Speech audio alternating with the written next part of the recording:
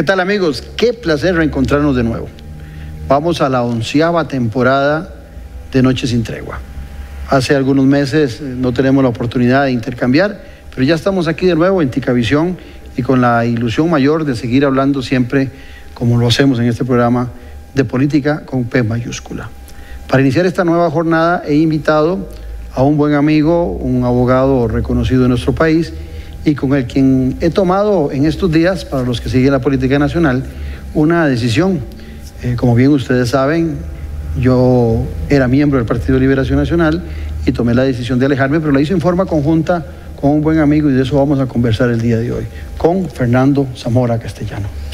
No, muchísimas gracias, Claudio, de veras honrado a esta conversación de amigos, porque eso es lo que hoy el programa de hoy es un programa sui generis, ¿verdad? Exacto, hoy es una conversación de amigos, no es una entrevista. No te voy a entrevistar. Es una conversación de amigos, así que muy honrado, Claudio, de acompañarte esta noche. No, la honra es para nosotros y sobre todo en este arranque de nueva temporada. Muchas gracias, Fernando. Ya regresamos con esta conversación.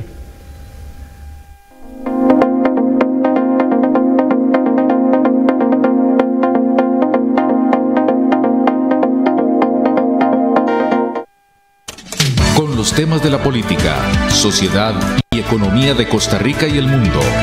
Café y Palabras. Lo que hay que escuchar del acontecer nacional con el politólogo Claudio Alpizar Otoya. Café y Palabras, porque la política sí importa. Escuche Café y Palabras de lunes a viernes a las 9 de la mañana en Radio Actual 107.1. Café y Palabras.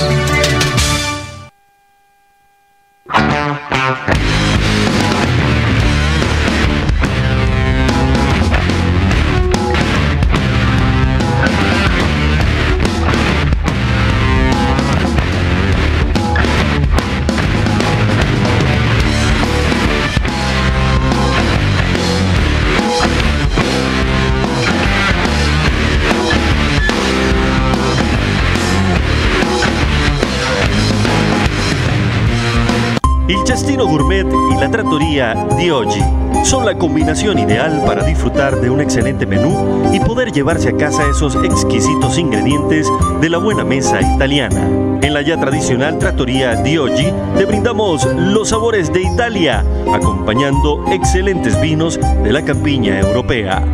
Y en Il Cestino Gourmet tenés un mercado bien surtido, con finos ingredientes que utilizamos acá para que lleves a casa nuestra sazón y elabores tus platillos a nuestro estilo. Il Cestino Gourmet y la Trattoria di Oggi ponen a Italia en su mesa y en su casa.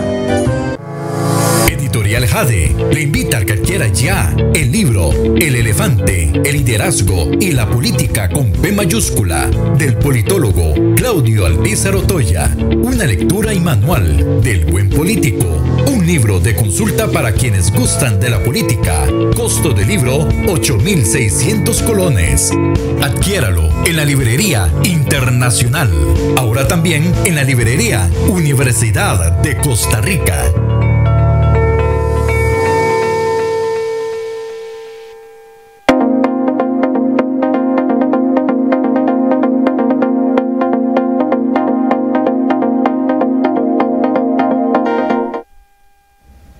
Bueno, continuamos ahora sí ya con la parte gruesa, la parte importante del programa, con el amigo Fernando Zamora.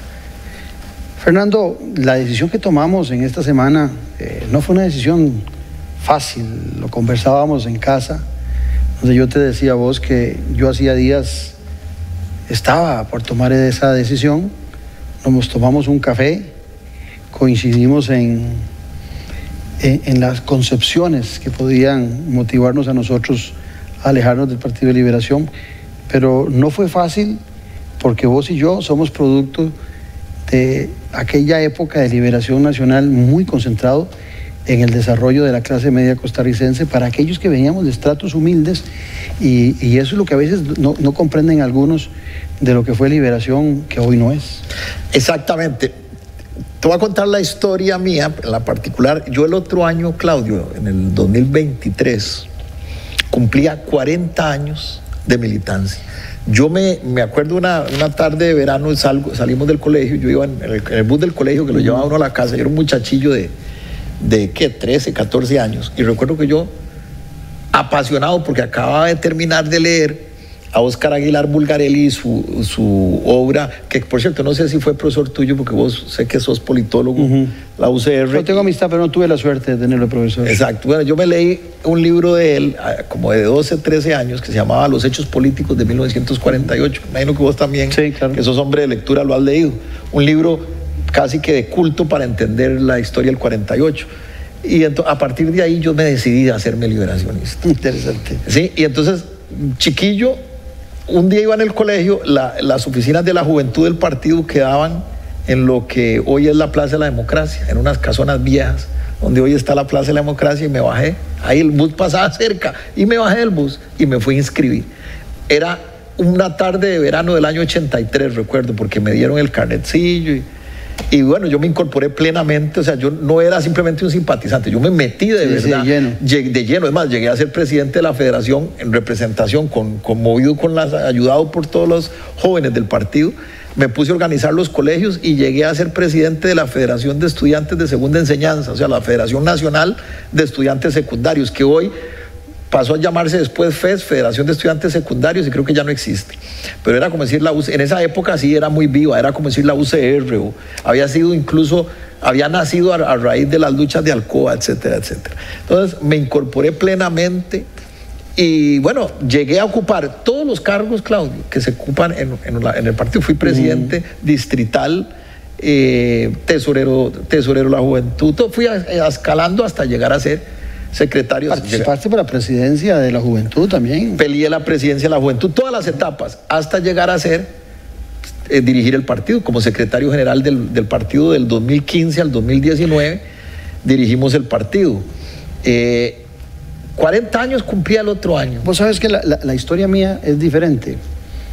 Yo realmente soy liberacionista, digo yo, a partir del 2007, cuando voy al partido y me inscribo para dar una cuota mensual que me acreditaba como tal, que tampoco se acostumbra hoy, ¿verdad? La gente dice soy de un partido pero no colabora en absoluto. Yo empecé ahí, digamos, en la parte formal. En la parte informal, yo me hice en la Universidad de Costa Rica, cuando empecé a estudiar ciencias políticas a los 19, 20 años, estudiando las ideologías, me hice socialdemócrata. Me encantó el pensamiento socialdemócrata y, como te decía en el arranque del programa, soy producto de esas decisiones socialdemócratas que yo inclusive, sin mezquindad, digo que sus grandes transformaciones empiezan en 1940 con el gobierno del doctor Calderón Guardia. En realidad socialdemocristiana, como dirían en Europa. Exactamente, y empieza a desarrollarse los fundamentos para una clase media que después, sin mezquindad, Don Pepe, Rodrigo Facio, Daniel Oduber, Roberto Brenes Mesén, Isaac Felipe Azofay, abrazan y las empiezan a desarrollar. Yo nazco en el 62 y por supuesto que ya está eso pujante. Entonces para mí había un agradecimiento. Yo, entre broma y serio, siempre digo que yo siempre he sido socialdemócrata, desde que me gusta la política. A veces he votado por Liberación, porque te voy a decir la verdad, hay 3 casos en donde no voté por el Partido de Liberación Nacional porque no sentía afinidad con el pensamiento. Pero sí sentía la necesidad, cuando después del 2007, de participar electoralmente. La gente me ha reconocido siempre como analista político, pero uno tiene que meterse, uno tiene que pensar en el país. O sea, no puede uno estar hablando de política con P mayúscula y nunca meterse al barro, a trabajar, a darle fuerte. Y así lo hice con una ilusión de que el partido que había perdido esa noción socialdemócrata, con un movimiento que nos habíamos inventado muy bonito, Movimiento Esperanza Nacional, muy socialdemócrata, pudiéramos revivir el partido. Y fuimos a una convención y participamos. Yo no me arrepiento de la participación, lo disfruté mucho, pero no, y no fuimos premiados por el votante, algo que en democracia hay que entender. Pero después de ese proceso, después de la campaña nacional, a mí me quedaba un sinsabor de que el partido no iba por el camino correcto, y viene el tema de la Asamblea Nacional y se confirmó todavía más esa percepción y tomé la decisión y me siento muy tranquilo. Vos sabes que hay mucha gente afuera, pero también adentro del partido, porque obviamente uno conserva muchos amigos adentro. Hay gente muy linda. Gente muy linda y muchos amigos que le reclaman a uno o le dicen, hermano, pero ¿por qué si han habido cosas peores que esa? ¿Por qué te fuiste por eso? Han habido en el pasado cosas peores.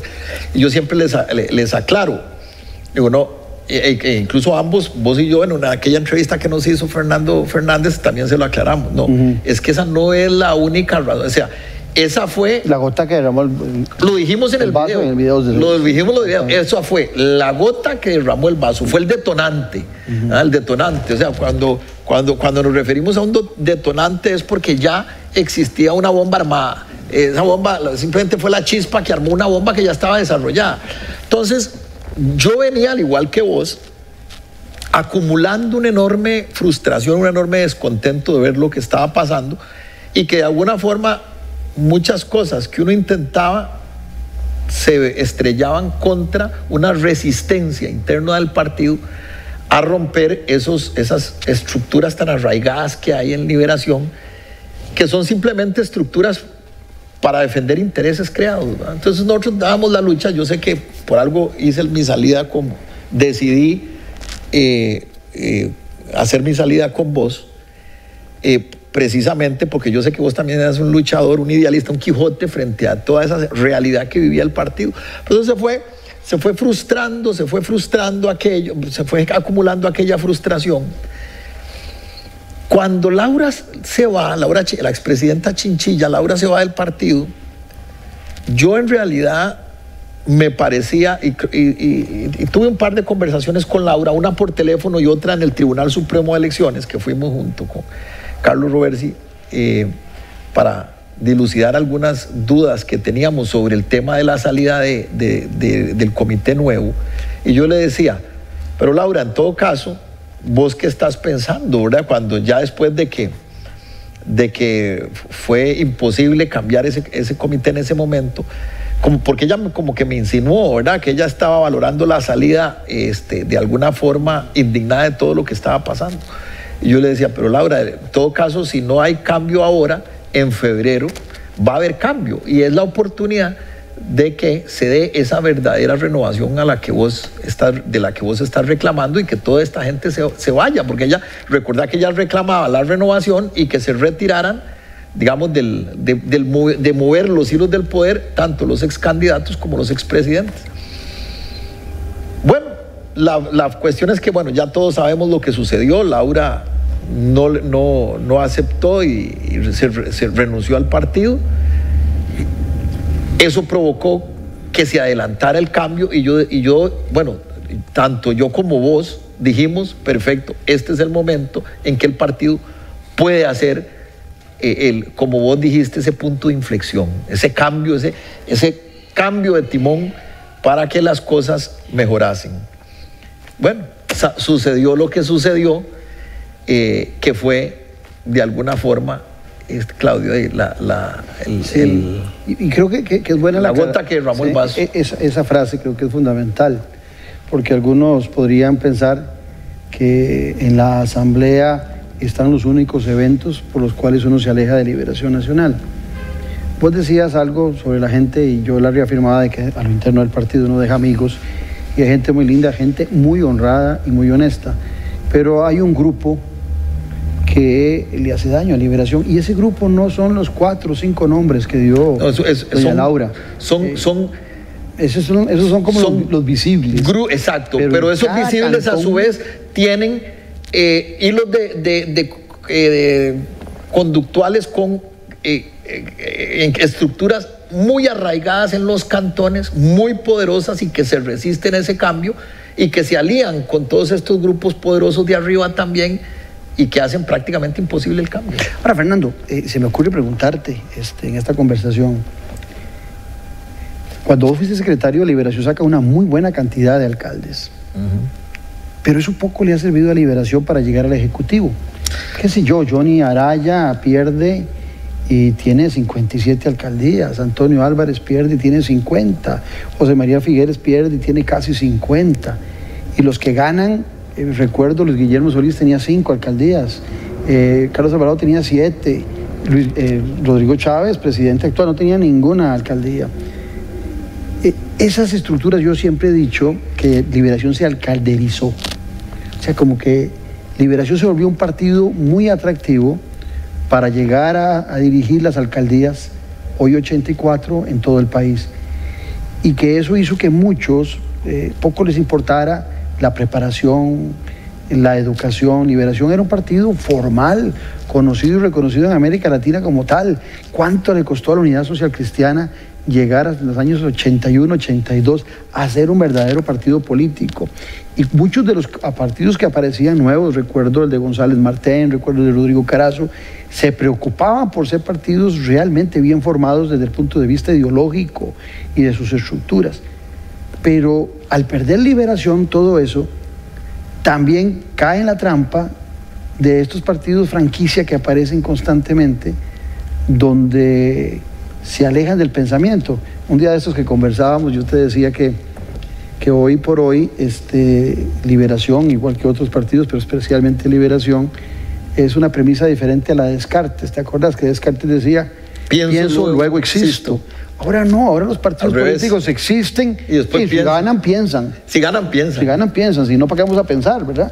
Y creo que eso, en el caso personal mío, fue lo que más me desilusionaba de Liberación. Yo veía que era un partido de coyunturas electorales, que primero existía, y después cuando fue un partido que nació del pensamiento. Del centro de los estudios. Claro, y ese centro, Fernando, existía antes del año 48. Arrancan el 42, 43. Bueno, y es lo que le da la célula socialdemócrata a Liberación para que en octubre del 51 se conforme el partido. Pero hoy no piensa ese partido. Y a mí personalmente, seguro por formación personal, me desilusionaba enormemente. Y las juventudes de Liberación tampoco exigen eso de pensamiento, de orientación. Liberación llega a los gobiernos, con todo respeto, a tontas y a locas. Sí, de hecho, el Big Bang, ¿verdad? O sea, el Big Bang es como decir la explosión creadora de una verdadera organización política debe ser el pensamiento, como vos lo decís muy sabiamente, Claudio. Donde no hay esa explosión creadora ideológica de pensamiento, por lo menos más que, yo no diría ideológica, porque a mí creo que más que hablar de ideologías, prefiero hablar de filosofías políticas. Si no hay ese Big Bang creador que es la verdadera filosofía política, de ese partido es un cascarón, por más estructura que tenga. Puede ser un partido muy organizado, pero por más organización y estructura que tenga, si detrás no hay una filosofía política sensata, todo cabe. ¿Qué es lo que le pasó a Liberación? Y qué es lo que de alguna forma le ha dado cierto, digamos que cierta fuerza y cierta imagen y cierto prestigio, tal vez a partidos con los cuales nosotros, tanto vos como yo, no comulgamos ideológicamente, pero que les reconocemos que son partidos que realmente son representantes de una causa. Ejemplos, los partidos liberales que hay en Costa Rica. El mismo Frente Amplio. El mismo Frente Amplio, el Partido Liberal, en su momento el PAC del año 2014, 2018, que al fin y al cabo... que curiosamente se desfigura cuando llega a ganar al Ejecutivo. Claro, porque en el Ejecutivo es incoherente con su ideario socialdemócrata y llega y se entrega a todos los intereses de los grupos de poder del país. Entonces ahí termina de derrumbarse. Pero es curioso que esos partidos son más respetables, ¿verdad? Partidos de esa naturaleza, partidos que realmente tienen una estructura filosófica detrás de ellos, son más respetables de lo que pasa, por ejemplo, con la Unidad o con Liberación hoy en día, donde la unidad es algo, bueno, igual que al extremo, igual o peor que lo que está sucediendo en Liberación, al extremo de que eligen a un presidente liberal abiertamente, un liberal progresista. Un liberal progresista del Cato, Juan Carlos Hidalgo, que viene de laboral de una institución abierta y claramente liberal. Eso no tiene nada de malo. No. Lo que sí está mal es que un partido que se dice social cristiano, que es una ideología totalmente contraria al liberalismo o a una concepción neoliberal o incluso liberal clásica, totalmente contraria, decida poner de presidente del partido a alguien que abiertamente y formalmente proviene de una organización liberal. A lo mejor por eso es que le quieren quitar ahora el cristiano, quieren dejarlo como un partido de unidad, nada más. Nada más, que le quieren eliminar la connotación, exacto, ya no quieren cambiarle el nombre, que no sea Unidad Social Cristiana, sino que simplemente se llame Unidad y punto. ¿Por qué? Porque realmente detrás de ellos no hay verdaderamente una filosofía, un ideal político claro. ¿Verdad? ¿Por qué? Porque ahí pero algunos dirían, Fernando, que vos y yo estamos en otra época de la historia, que ahora lo que prima es el pragmatismo. Y algunos dirían, yo gozo porque muchos partidos políticos cuando le preguntan cuál es su ideología dicen, somos humanistas, y humanistas son todos, la persona siempre debería estar en el centro de cualquier partido político, pero como que se le huye, ya sea filosofía política, ya sea ideología, en el marco de querer complacer a todos, ¿verdad? Entonces cuando se habla de esa concepción nueva también de populismo, al final de cuentas todos los partidos terminan siendo populistas porque no se atreven de promover un modelo de desarrollo particular basado en una filosofía política, como vos decías. Y eso era algo diferente que hacía que Liberación obligara a los demás partidos políticos a planes de desarrollo y a nuevas formas de desarrollo. Hoy no, Liberación cayó en la trampa de la inmediatez y del pragmatismo. Exactamente, y es un partido en donde hoy salen con que apoyan una causa y mañana se desdicen y salen apoyando la contraria, que es algo muy, muy curioso porque nos sucedió, ¿verdad? Después de un gran esfuerzo que hicimos, Claudio, en el 2015, cuando yo asumo la Secretaría General, hacemos un gran esfuerzo por levantar el partido. Llegamos a alcanzar 50 alcaldías en esa ocasión, siendo yo el secretario general del partido, y hacemos un congreso, todo un esfuerzo, y el partido empieza a reverdecer. Vos sos testigo, vos estabas muy, muy al tanto y estabas incorporado plenamente en esa época en el partido, y recordarás cómo el partido del 2015 empieza a florecer y a florecer después con el acompañamiento de Jorge Patoni, que después asume la presidencia del partido junto con la secretaría mía, y empezamos a florecer. Pero ¿qué pasa? Llega el 2017, la convención, asume Antonio la candidatura y empiezan las grandes contradicciones, ¿verdad? Y entonces empieza un partido ya que pierde todo sentido. Antonio, me acuerdo que en esa campaña, entre otras cosas, la perdimos porque constantemente le sacaban videos a él donde hoy aparecía hablando, qué sé yo, hablando a favor, que me acuerdo que eso le hizo mucho daño al partido. Sacaban aquel video, no sé si vos lo recordás, juntan dos videos, uno de Antonio diciendo estoy con el matrimonio igualitario y con las uniones y todo este asunto, y cortaban el video e inmediatamente aparecía Antonio diciendo estoy contra el matrimonio igualitario. Te está yendo muy largo. Acuérdate que en campaña José María Figueres hace una visita. ¿Ah, sí? ¿A la radio Estereovisión? Sí, Estereovisión, y sale y dice que está en contra de la ideología de género. Sí, contra la ideología de género fue. Exacto. Sí, y en la tarde, esa misma tarde. Y en la misma tarde. En la noche. Sale en un video donde la vicepresidente, su candidata a vicepresidente, seguro le solicitó que se dijera. Y sale diciendo que está a favor de la hacen un gallo gallina ahí. Ahora, en esto de José María Figueres, yo a José le tengo aprecio, somos amigos, pero al final de cuentas yo tengo mi pensamiento y tengo mi accionar en la vida. O sea, que seamos amigos no quiere decir que yo tengo que seguir las mismas líneas y que apoye el comportamiento político que pudiera tener José María o no.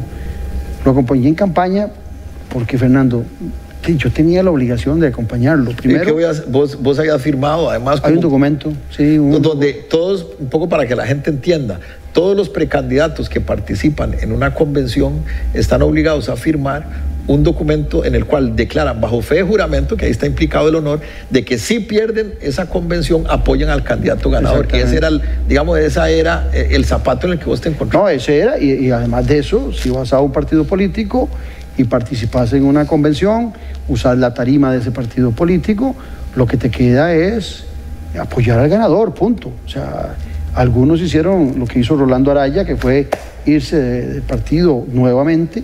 Yo, claro, me fui para no volver a Liberación Nacional. Yo no soy de tomar decisiones ambivalentes. Salí de Liberación y nunca me volveré a estar en el partido.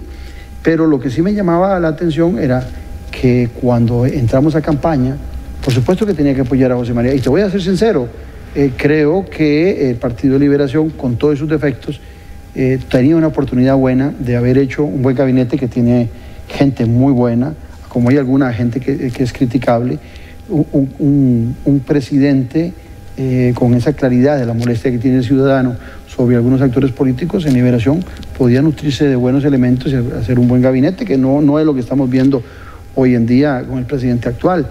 Y yo estaba convencido de que eso era lo que le convenía al país. La gente decidió que era Rodrigo Chávez y eso se respeta, pero eso no quiere decir que uno no pueda tener criticidad.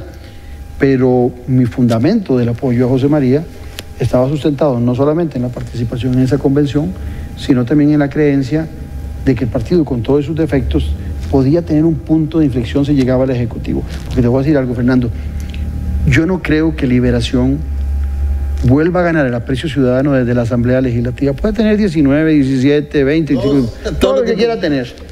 Ocupa regresar al Poder Ejecutivo para retomar credibilidad con acciones realmente comprometidas con su historia, con lo que ha sido. Pero eso no es cierto. No hay gente comprometida con eso. Por lo menos en la estructura principal no hay gente comprometida con esa visión de partido. Ahora, ¿por qué yo, y creo que en eso coincidíamos, me parece que también vos, nos vamos? Porque precisamente descubrimos que no hay una actitud de introspección, de alguna forma de autocrítica y autocorrección que le permitiera algún día llegar al Ejecutivo. ¿Por qué? Porque es una cuestión, como vos decías ahora, Claudio, de el arraigo tan fuerte de los grupos de interés, no solo arriba, sino abajo. Porque algunos tal vez se preguntarán, bueno, pero ¿qué fue lo que tanto les molestó a ustedes de la Asamblea? Tal vez para el que no ha estado muy enterado de la noticia ni de nuestro pronunciamiento. Bueno, lo que a nosotros nos molestó es que había toda esa expectativa de cambio que había iniciado con la renuncia de Laura y con la protesta, digamos, Laura se inmola, digámoslo así, se sacrifica y dice, yo me sacrifico por una renovación verdadera, me voy exigiendo una renovación verdadera. Todos quedamos esperanzados en la posibilidad de que haya ese sentido de autocrítica en el partido y que los grupos de poder de los que hemos hablado realmente aceptaran un cambio. Y cuando nos llevamos la sorpresa, ¿verdad?, de que al final el partido elige a un comité, ¿verdad?, presionados por las constantes llamadas y intimaciones de los señores expresidentes Figueres y Arias, y las figuras obviamente que los rodean a ellos, muchos de los cuales son las figuras de siempre que todos conocemos, que empiezan a presionar a los delegados y los delegados deciden colocar a los representantes de ellos. Bueno, al punto que sucede algo inédito en la historia de Liberación Nacional, y es que un representante, o sea, alguien que había llegado a esa posición no por elección popular, sino porque simplemente era el representante de un expresidente, asume la dirección del partido, ¿verdad? ¿Y cuál era? Sí, hay una relación evidente de subordinación entre el presidente Óscar Arias y Miguel Guillén. De subordinación. Entonces, así, y pasa lo mismo en la tesorería. Es una relación casi que de subordinación. Entonces, obviamente, como decíamos en nuestro pronunciamiento, es que esto no se trata simplemente de cambiar, o sea, una renovación no es simplemente cambiar personas, si no sería muy fácil, es que esas personas nuevas que llegan, sea jóvenes o no tan jóvenes, pero los que llegan, vengan con un criterio independiente, ¿verdad? Si finalmente yo soy la persona que es cuestionada por mantener un hilo de poder permanente en el partido y yo yo doy un paso a un costado, pero para poner a mi incondicional, pero ¿en qué consistió ese cambio? Claro. Para presionar además a la gente para que pongan a mi representante directo, formal. Es que es una cuestión incluso de formalidad. Entonces, ¿y cuál fue el cambio? O sea, es insistir en el mismo pecado, ¿verdad? Es insistir ese mismo pecado. Yo le comentaba a alguna gente, y con esto te permito la palabra, yo le comentaba a alguna gente que cuando eso que narré al principio del programa, de que yo llego en el 83 a inscribirme en el partido, él venía saliendo o estaba ya terminando o ya recién había terminado Oscar Arias de secretario general del partido, o sea, era el que dirigía en ese momento el partido. Y yo me ponía a pensar, increíble, 39 años después, cuando yo ya harto decido renunciar al partido, sigue siendo don Oscar el que mantiene el control del partido. Pero hay algo, 39 años después. Sí, pero hay un detalle. Ahora que estás hablando un poquito de historia, cuando uno echa, como decíamos antes, el cassette para atrás, encuentra que hubo expresidentes, especialmente la figura de Daniel Oduber, que por lo que le cuentan a uno y por lo que uno lee, yo he leído mucho de Daniel Oduber y de Rodrigo Facio, don Daniel Oduber era una persona muy preocupada por el partido, tanto antes de ser presidente como después de ser presidente. La figura de don Oscar no es reconocida como un hombre que se ha preocupado mucho por la renovación de Liberación, por la estructura de Liberación. En honor a la verdad, tendrá otros méritos el presidente Arias, pero no su preocupación por el Partido de Liberación Nacional. Y creo que ahora el partido requería gente que realmente estuviera preocupada por el futuro del partido, porque también, que no fue el caso tuyo, vos fuiste los 4 años secretario del partido, pero los últimos presidentes de Liberación Nacional han renunciado a los 2 años para ser precandidatos o para ser candidatos. Entonces se volvió un trampolín de alguna manera algunas de esas puestos de dirección del partido.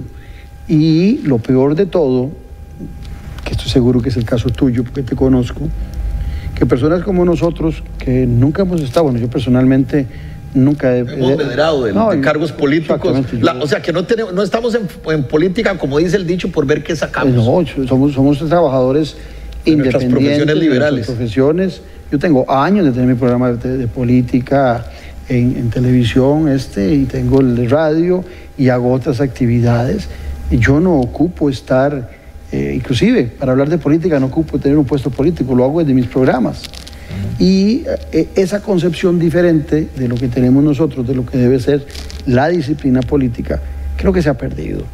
Ese servicio, que algunos dirán que ilusos, que aquí están vendiendo, si la política es para ver qué se roban, para ver qué agarran, qué puesto tienen, cuando alguien tiene buenas intenciones. Nadie le cree, ¿verdad? O les extraña a la gente. Sí, les extraña. O sea, porque somos de alguna forma, como dice nuestro pueblo, bichos raros. Sí. En el pasado se les decía Quijotes, ¿verdad? Gente que con un idealismo. Vea, y en ese sentido yo hubiera esperado que el secretario general de hoy hubiera llegado en las mismas condiciones de que yo llegué en el 2015. Cuando yo llego yo peleo la Secretaría General, motivado por un grupo de delegados de la Asamblea que veían en mí, conocían mi trayectoria y que veían en mí la posibilidad de una renovación. Sin muletas. Exactamente. No te apoyó ni el presidente Arias, ni José María. Yo llego contra como decimos popularmente, primero contra la línea de don Oscar y don Rodrigo, que apoyaban en ese tiempo a otra militante que aspiraba a la Secretaría General del partido, ¿verdad? Entonces los Arias, por un lado, que tenían una alta incidencia en la Asamblea. Y en la presidencia también tenían su candidato, que ahí sí ganaron. Apoyaban a otra candidata. Y don José María, que finalmente en esa Asamblea en que yo quedé secretario, él quedó de presidente, apoyaba a Virginia Gamboa Ross, que conocida como Vicky Ross, una distinguida dama, militante del partido, que después llegó a ser candidata a la vicepresidencia con Antonio Álvarez en la elección del 2019. Bueno, Vicky era, digamos, la que don José María promovía. Entonces yo fui, al final él la retiró, porque vio la fuerza de mi candidatura, él decidió retirarla.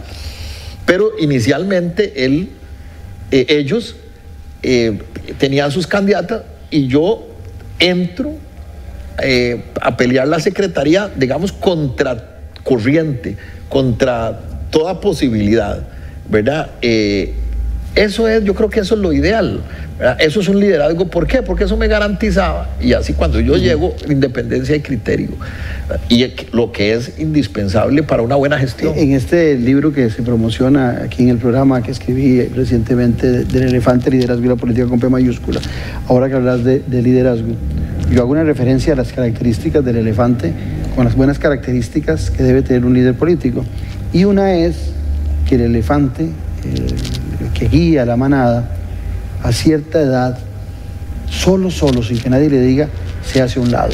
Él sabe que ya sus ideas están superadas, que ya su fuerza no es la misma, y se hace a un lado para que haya nuevos liderazgos.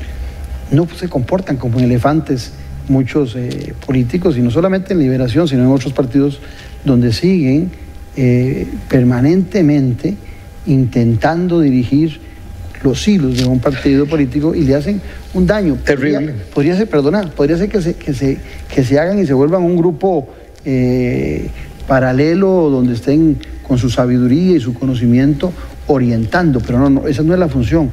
Es seguir tratando de poner a su gente, a su candidato, de controlar directamente por motu propio, o sea, por vía propia, o a través de, como decimos los abogados, por interpósita persona, o sea, a través de otro, sí, pero seguir ellos, claro, con el hilo del poder. Y ve, eso que vos decís, Claudio, yo la otra vez me lo preguntaba, porque yo decía, pero ¿a qué se debe esto?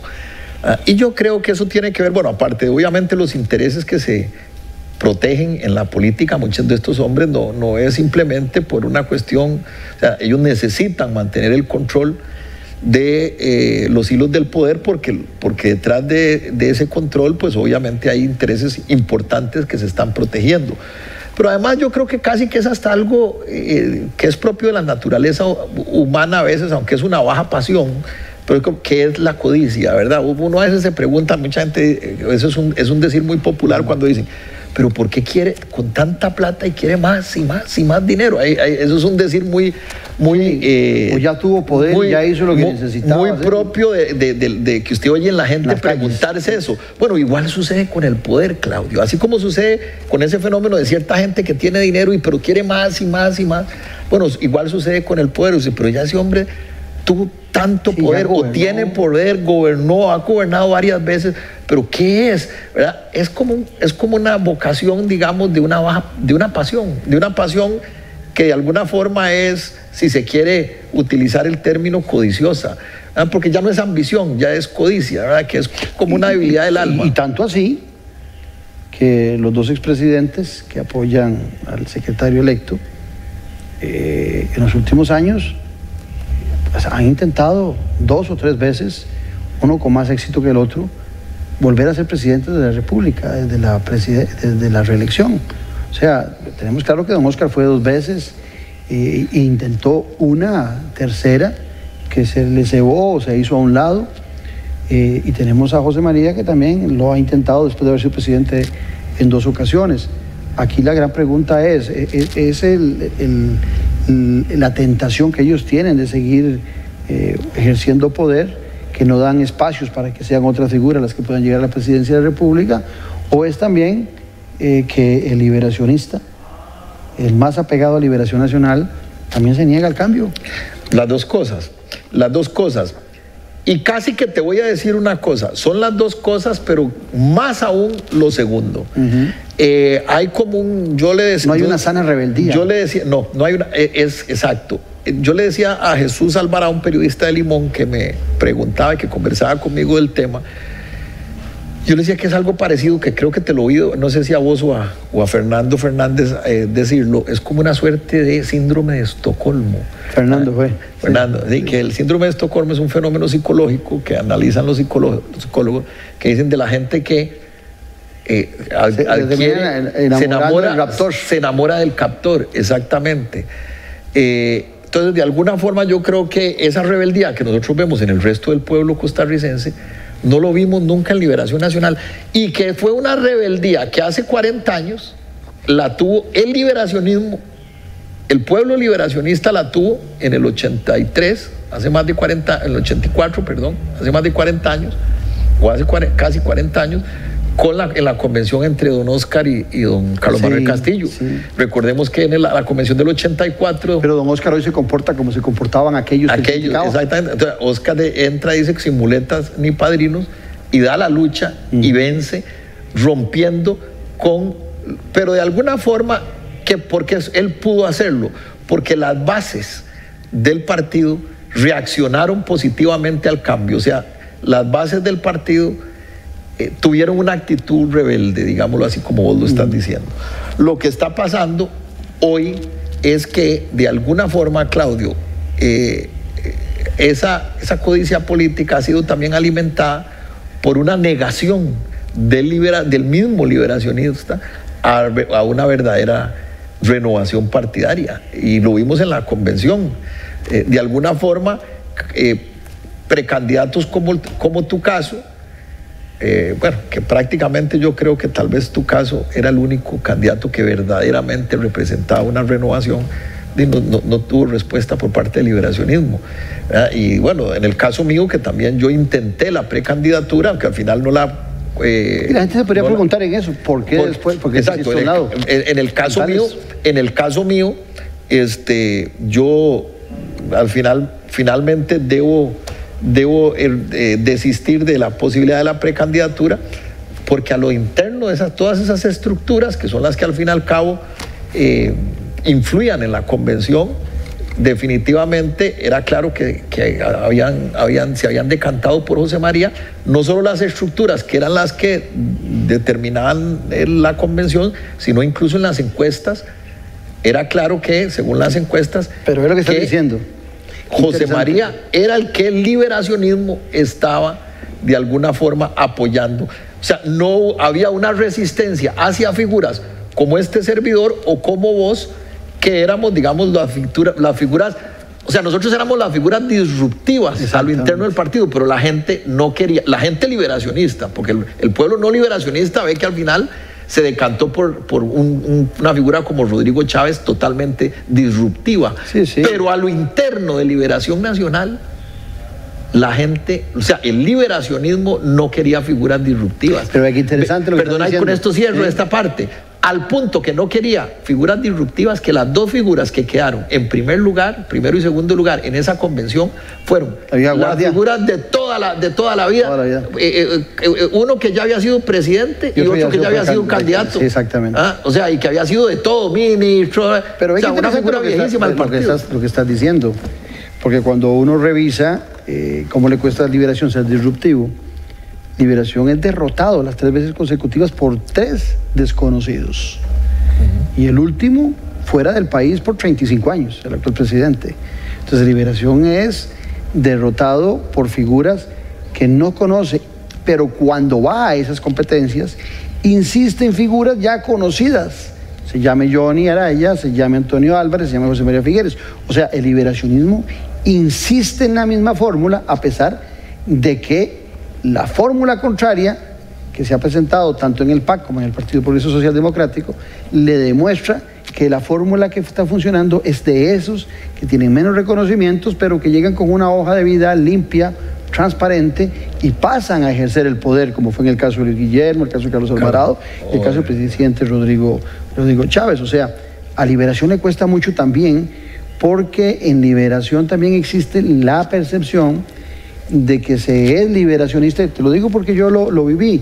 Se es liberacionista no porque usted haya votado por Liberación, usted es ese socialdemócrata, no. Usted tiene que haber estado en esa estructura desde, como se dice en fútbol, desde los mosquitos. Y tiene que haber sido síndico, regidor, diputado, otras veces ministros, expresidente. Si no, no hay posibilidad, porque si usted no es eso, usted no es liberacionista. Entonces, de alguna manera se descarta a todo aquel pueblo liberacionista que es afín a Liberación, está fuera de la estructura. Que está fuera de la estructura. Entonces, cuando vos ves ese panorama, y ahora que vos hablabas de lo que sucedía, me hacías recordar en la convención que uno se daba cuenta, era evidente que la hoy diputada y presidente del partido, que es Katia Rivera, y la demás estructura del partido, funcionaba muy al ritmo del precandidato más fuerte y más representativo por su apellido, que era José María Figueres. Eso fue evidente en la convención. Lo cual yo no digo que no tengan derecho ellos de tener un gusto por uno de los precandidatos, porque al final de cuentas también ellos van a votar. Lo que no se veía bien era que muchas de las disposiciones que se tomaban ya venían previamente consultadas al actor principal. Entonces, lo que vos estás planteando con eso, y que yo lo reafirmo, es lo que esperábamos nosotros, o se espera que suceda con el actual secretario del Partido de Liberación Nacional, ¿verdad? Que sigue una línea directa del presidente Arias. Entonces, o la tesorera del presidente Figueres, porque también fue un acuerdo entre ambos. Sí. Que a veces el acuerdo, la gente cree, digamos, la gente que no conoce bien cómo la dinámica política cree que es que el acuerdo necesariamente es que los dos se sentaron en algún... No, muchas veces son acuerdos que se llegan tácitamente a través también de interpósitas personas, de los representantes de ambos, donde llegan acuerdos y se dan, ¿verdad? Nosotros no en ningún momento hemos dicho que necesariamente fue que don José María fue a sentarse a la casa de don Óscar a firmar un pacto, no, sí. ¿verdad? Pero esos acuerdos al fin y al cabo operan tácitamente para fortalecer las estructuras de siempre, esas estructuras de poder de siempre, de toda la vida, que es lo que tiene, o sea, como dice nuestro pueblo, lo que tiene listo a Liberación Nacional. Eduardo Amador, el periodista que hicimos un día eso también con él, me decía, ¿y qué tiene de diferente eso a otros tiempos? Pero es que el problema está ahí, que son es que es lo mismo, y que son otros tiempos y que es lo mismo que se sigue repitiendo, porque él decía, ¿qué tiene eso de diferente a cuando se fue Luis Guillermo Solís? ¿Qué tiene eso de diferente a cuando se fue Otón Solís? Era por poner ejemplo. Bueno, exacto. Cuando se fue Rodrigo Carazo. Que no cambia. Sí, pero es que es exactamente, no cambian, sigue siendo el mismo juego y las mismas circunstancias que tal vez algunos estén dispuestos a soportarlas y a vivirlas. En el caso particular mío, y en eso coincidimos, porque tampoco piensen ustedes que este acuerdo de renuncia nos llevó meses. Yo creo que si acaso lo pensamos como 10 días. Sí, ¿verdad? Si acaso tenemos unos 2 días. Antes de darlo, 2 semanas teníamos de estar decidiendo, analizando las probabilidades. Porque la decisión ya estaba tomada y vos la ibas a tomar en forma individual y yo también, y coincidimos que lo mejor era tal vez hacerlo juntos y pues sí, esa fue una muy buena decisión. Ahora, la gente se pregunta ¿qué continuará de nuestras vidas? Bueno, yo dichosamente vuelvo a arrancar una temporada más, ya lo teníamos planteado aquí con el director, con Iván Flores, de volver a arrancar en esta época. Y sigo en mi radio, sigo mis análisis, sigo estudiando. Y por supuesto que el amor a la política, en el caso mío, sigue vivo. Eso es la quijotada. Sí, claro. O sea, la lucha, dónde, cómo, cuándo, eso no lo sé. Puede ser que en un tiempo, puede ser que me quede en lo que estoy, pero no es una obsesión por el poder como lo hablábamos antes, ¿verdad? Es una obsesión por hacer cosas. Que eso es otra cosa que ciertamente alguna gente me ha preguntado a mí. Bueno, ¿y ahora qué? ¿Cómo es la cosa? Sí. O sea, la gente a veces cree que uno se fue porque ya tiene una plataforma. No, realmente yo me fui, sinceramente, me fui por las razones que indiqué, que no fue la única, pero que fue como ya lo he dicho, que fue la gota que derramó el vaso, el detonante de algo, de una bomba que ya yo venía armando en el interior de mi alma. No puedo, 39 años de militancia después, eso es como un matrimonio, como que uno se divorcia a los 75, 80 años. Sí, que tenga 39 años de casado y que pretenda al día siguiente de divorciado o de viudo, ¿verdad? Que pretenda enamorarse inmediato o andar buscando a otra pareja. Pues sí los hay en sus casos. Pues sí los hay, pero no es por lo menos en el caso mío y creo que en el caso tuyo pues no es nuestra naturaleza, por lo menos la mía no es, ¿verdad? Entonces uno está como en un luto, como dijiste, creo que te oí decirlo a vos, una especie de luto, estamos guardando un luto y bueno, ya el tiempo dirá, ¿verdad? Y las circunstancias dirán, ¿verdad?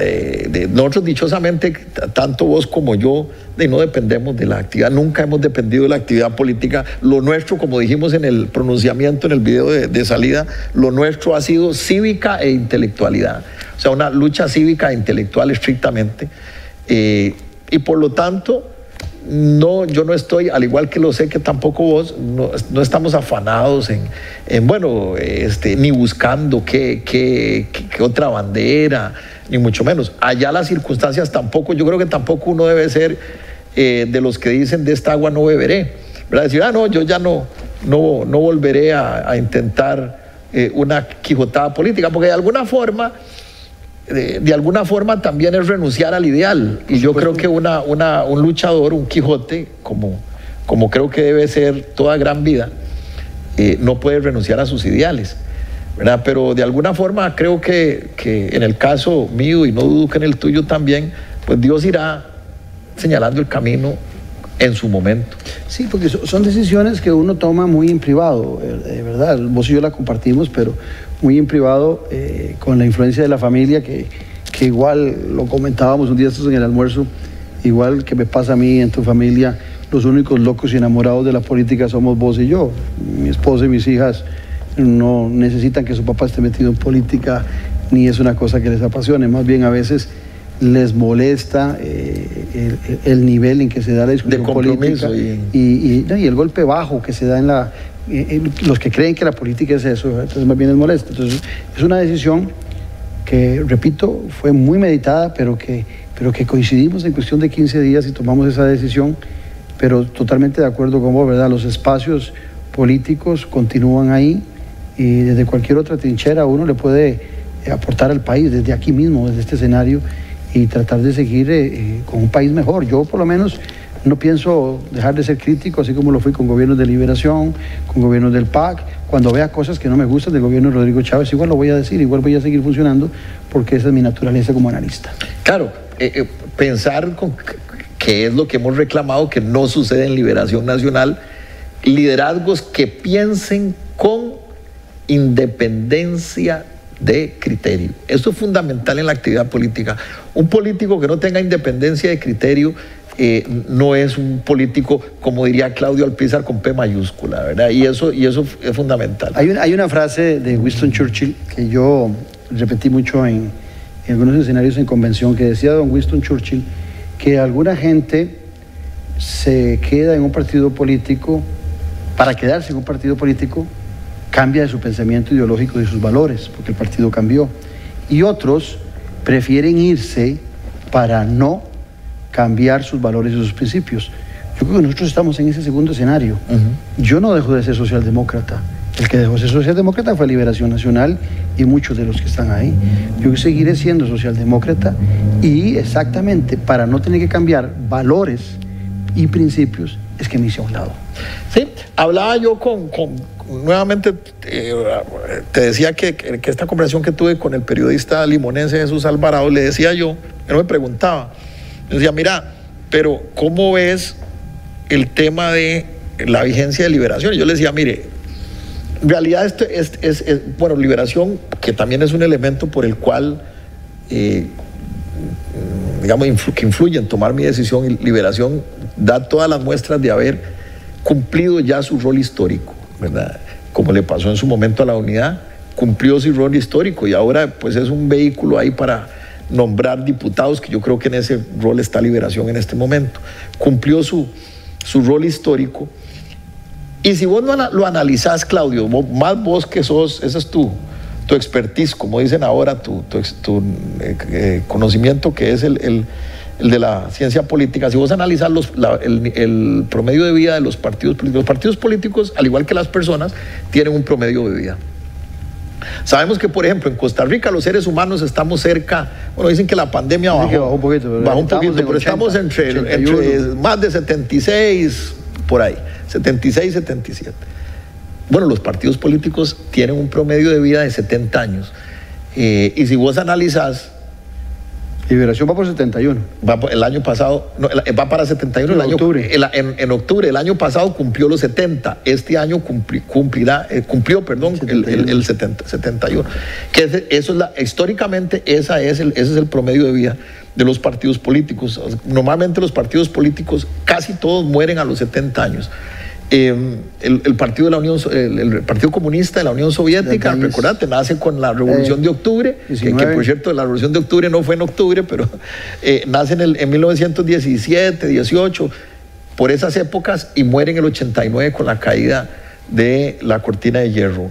El PRI pierde por primera vez el poder 70 años después, y ya después de eso prácticamente llega unos años más, pero para terminar de desaparecer. Partidos como el Blanco y el Colorado, alguna gente me ha refutado diciéndome, no, pero el Partido Blanco creo que tiene 100 años. Sí, pero tienen 100 años en el acta de registro, ¿verdad? Pero ya en la práctica, prácticamente en Uruguay, por ejemplo, los partidos, y Paraguay, los partidos de 100 años ya prácticamente no existen. O sea, están inscritos. O sea, técnica, les pasa... Lo que no cambia, Fernando, es que un partido tiene que ser un verdadero partido político. Exactamente. No puede ser, los nuevos partidos políticos no puede ser lo que son hoy, franquicias o taxis. Tampoco. Para llegar al poder, ¿verdad? Porque si no, ¿con quién vas a gobernar? Fer, se nos fue el programa. Qué linda estuvo esta entrevista. Creo que era oportuno y necesario. El vino, muchas gracias, riquísimo también. Brindemos por esa decisión que tomamos. Sí, muy bueno, y muchísimas gracias, honrado con esta entrevista, mi buen amigo Claudio. Igual, Fernando. Muchas gracias a ustedes por volver a acompañarnos en Noches sin Tregua. Los esperamos el próximo domingo. Recuerden que durante la semana hay varias repeticiones del programa a diferentes horas, aquí en Ticavisión, donde también hacemos política con P mayúscula. Un abrazo.